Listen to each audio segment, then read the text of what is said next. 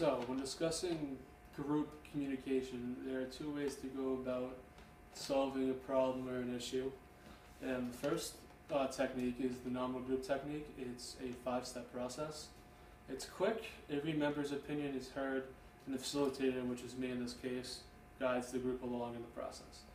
First step is the introduction and explanation.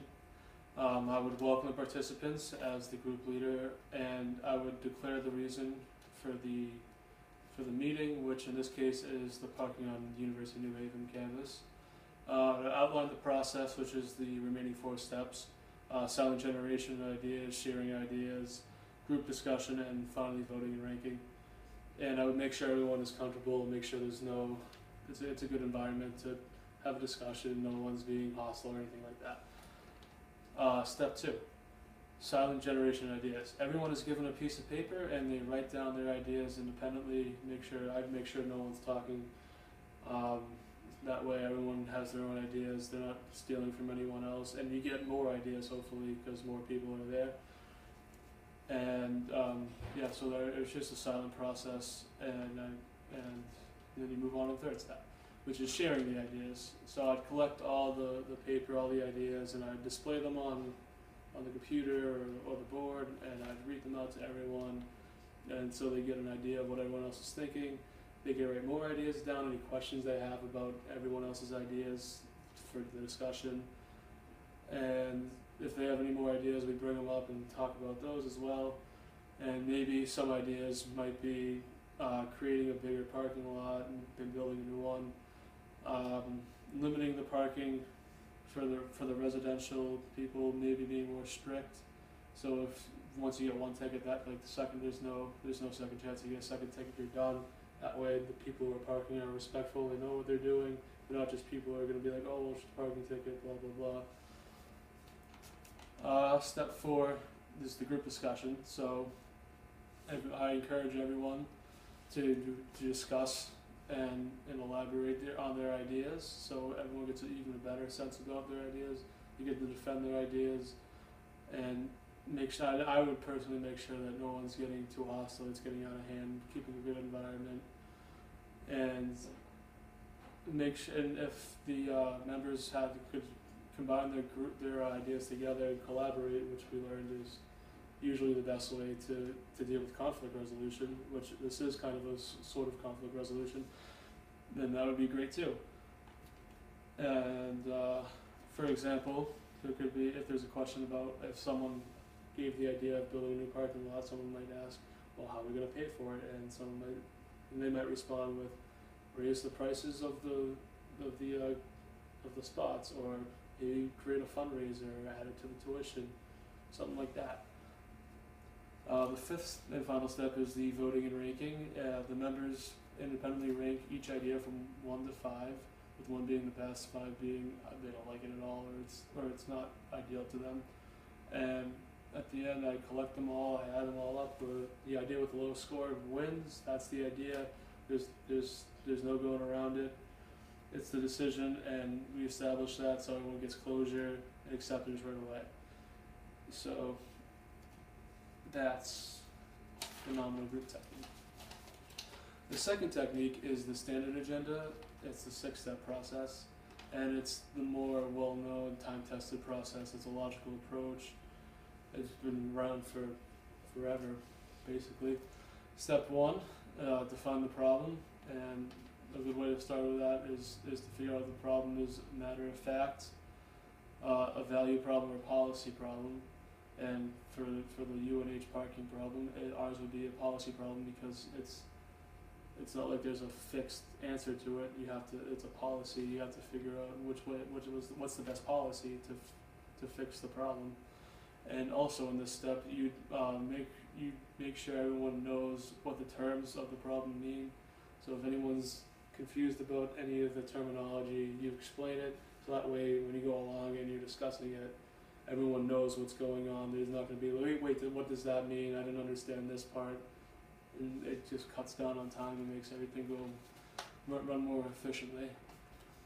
So the second step would be to gather and analyze evidence and information. So the group members would go out and and gather information, maybe like how many spots there are available on campus to park in, how many commuters commute and park at school every day, how many residents have cars on campus, how many people want to have cars on campus. Maybe if they're looking for a solution, they look at other schools and figure out what they do for parking, how maybe they can implement that at UNH.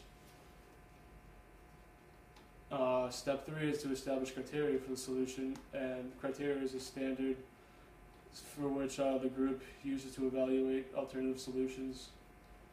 So it's basically so no one just throws out crazy ideas and they just get cut down right away. And obviously a big one here would be the price. Like is there gonna be any money involved, because money's always tight and you don't want to spend more money than you have to if you can avoid it, if it's not going to help the problem. Step 4 is to generate and evaluate solutions.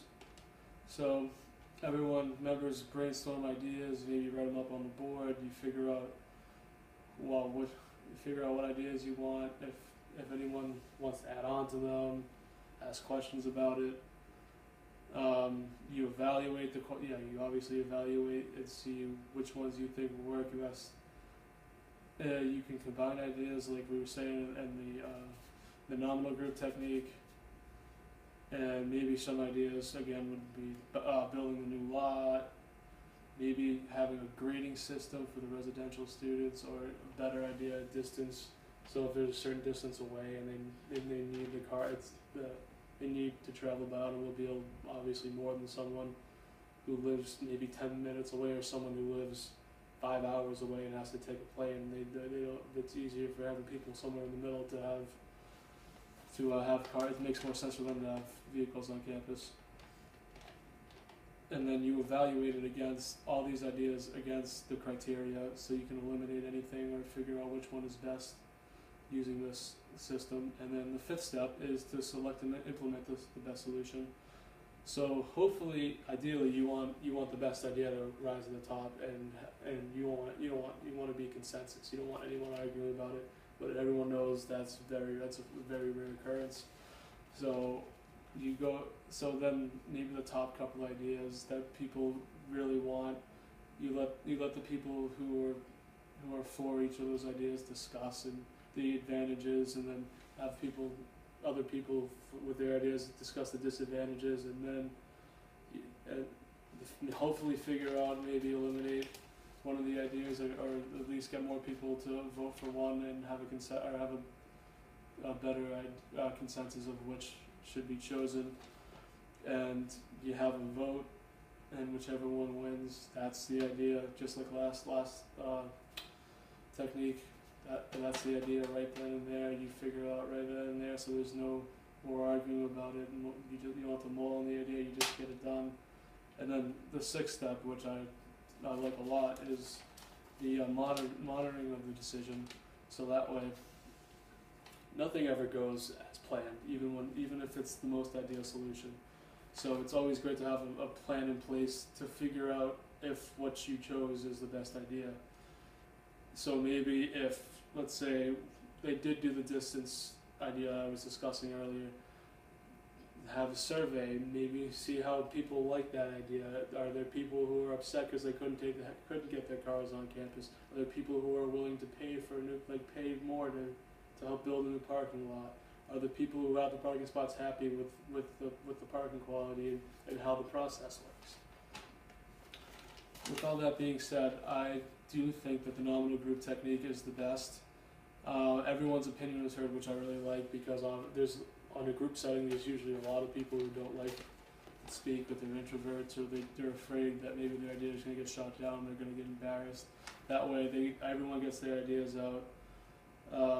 There's less debate. It's more of a friendly environment, I feel like, because there's always someone there monitoring.